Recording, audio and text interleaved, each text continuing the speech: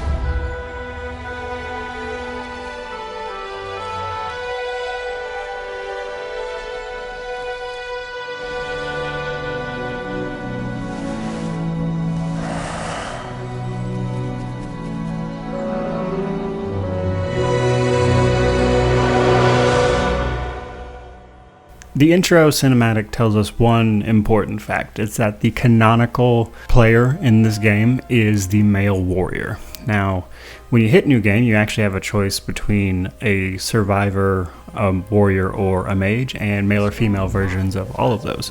Now, the main difference that you're going to pick with those is that each of the survivor, warrior, and the mage, they each have a special attack, which is your right mouse button by default.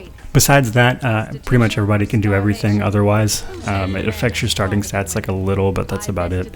For the most part, the main thing is who gets what special attack. The survivor gets to sneak, the warrior has like a swirl attack, and the mage has, I think it's like a bolt or something like that.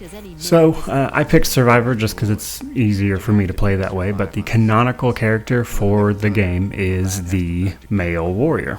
From the cinematic, the cat goes back, apparently, and tells its master that it found somebody in the woods, or at least leads its master to him. And we wake up in somebody's basement.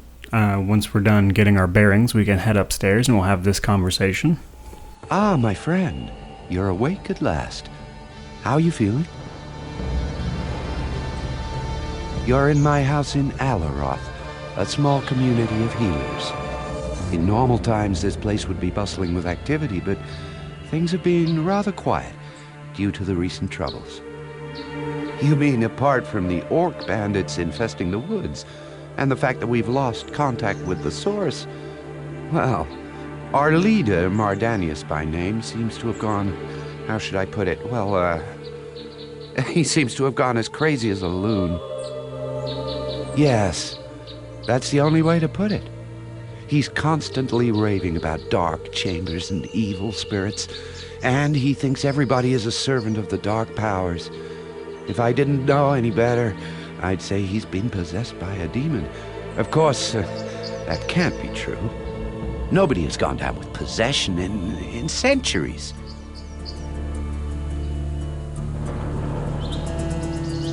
That's good of you, my friend. And I don't want to sound rude, but we are, after all, professional healers. If we can't help him, I doubt a simple adventurer could do better. And then again, so far all our efforts of curing him have failed, and the man is in constant mental pain. Maybe strange illnesses must be cured by strange methods. Follow the street outside my house, a little bit to the south, and then go west. His house is next to the old well. Before you go, I couldn't carry your belongings with me when I brought you here. Feel free to take anything you find necessary from my house. We healers believe in sharing what we have with the needy. Oh, you're very welcome. You can always repay me later if you feel in my debt. Perhaps you should pay George a visit. He has a small shop and could provide you with some basic gear for a reasonable price. But I'm sure an adventurer like yourself will find ways of making enough money, even here in poor Alaroth. He lives in the southeast of the village, near the gate. Now, the main thing we learned from this conversation is that the town's leader, Mardanus, has gone a little crazy here in the past couple days. We ask if we could help with that. And it goes from there, and then as we take what we need from his house and then step outside, we can see a conversation with Mardanus taking place. Mardanus, my poor old friend. What are you doing outside? What? Who? Oh, it's you, landlord. I was... Ah, he will come. The end is upon us. Shwoing! You're raving, Mardanus. You must take more rest. Come, let me take you home. But Nemesis is near. We must be vigilant. We must be pure. We must behave. Oh, what did you say, Lanilo? Rest? Oh, yes, I could try to sleep. If only the voice in my head would be silent. Now from here, we're free to explore the town, and when we're ready, then we go and see Mardanus. Now, obviously what you want to do here is go around town, pick up what you need, but there's also a couple quests you can pick up in town as far as side quests go.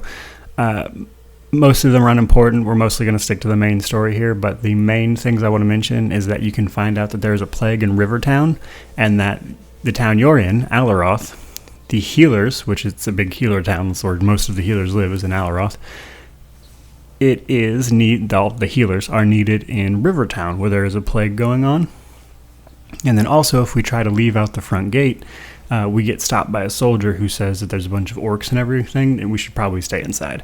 Now, you can technically leave right here. Like, there's nothing stopping you from staying in town, but the main story kind of leads you through this town first, just to kind of get leveled up. So that's where we're going to start, with helping Mardanus, because it's important later that we do that. After we've learned all those things and we are ready to move on, we can go to Mardanus' house, which is in the southwest corner over here, and we see this conversation unfold. Oh, dear me. Come, Mardanus, I'll feed you the medicine myself. Doom and destruction! What? Huh? You! Oh, Thelion Hashnitor, the Lord of Decay! Oh, begone, foul demon! No, it's me, Lanilor. Oh, come, let me make you some more of that hot tea. I will not drink your foul brew, Thelion. Do you really think you can fool me? Taste my power! No, Mardanus, no! I am Lanilor! Now, since this guy is frozen, obviously we need to help him out. The door is locked to Mardanus' house now, but if we speak to the guy who's frozen, he tells us that there is another route through the well. So if we go over here to the well, drop down, we can then use that to get into Mardanus' house. And after a conversation with Mardanus, we convince him that Lanilor is not a demon and that he should unfreeze him.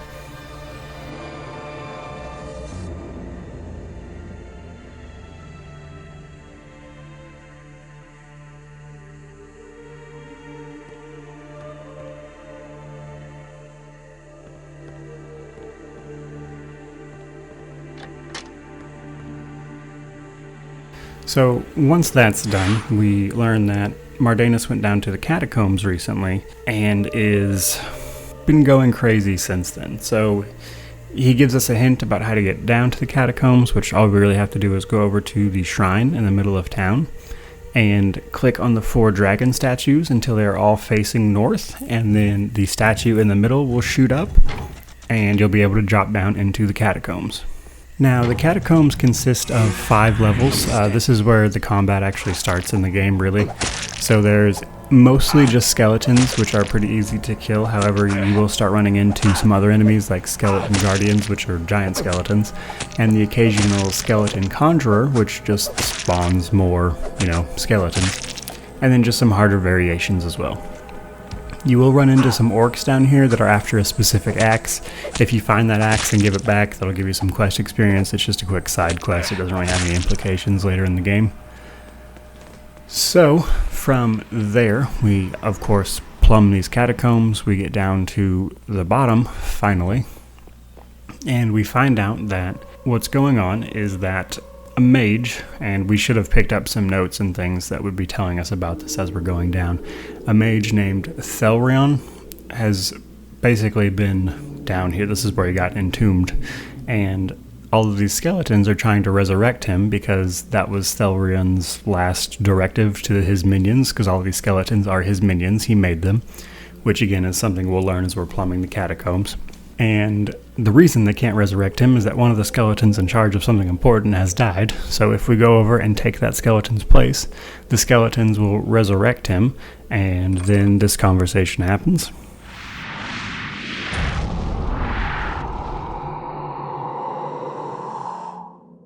At last, I have returned from the lands of the dead. I have become immortal. Our master has returned. Oh, Master, finally you are with us once again. Oh, my sweet minions. I knew you could bring me back.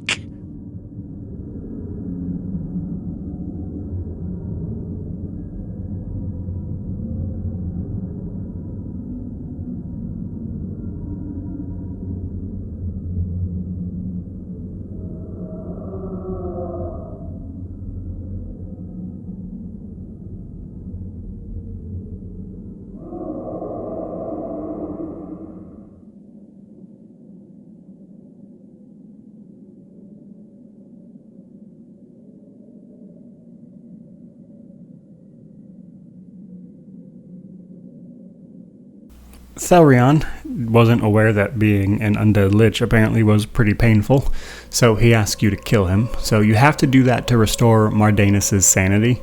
So I recommend you do it. Otherwise you'll have to come back and do it later, honestly, because Mardanus is important. Little spoiler warning. So go ahead and kill him, and then the room floods with skeleton minions who are mad you just killed their master. So as you can see, just from the sheer number of skeletons here, this fight is impossible. You want to run out the north entrance that we came in through, and you'll be portaled out by Mardanus.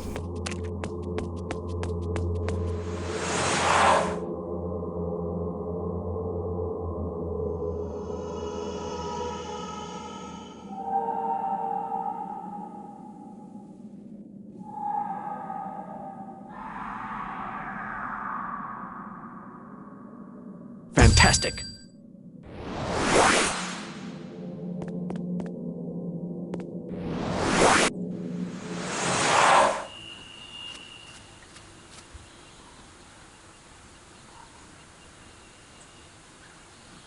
So he thanks you for restoring his sanity and everything, which is nice.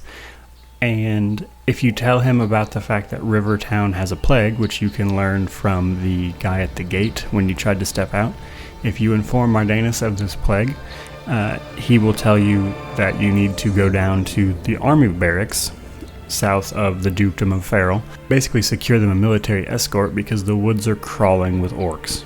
So that kind of becomes our next objective. However, once we actually step down through the path here and go down, we get interrupted by a dragon rider. Now, these guys ride pretty small dragons. You'll see several dragon riders throughout the game. These are not like full-grown dragons. They get much bigger than this. They are not dragon knights. That's also important to remember, is that these guys are dragon riders, not dragon knights. Dragon knights are a very separate thing.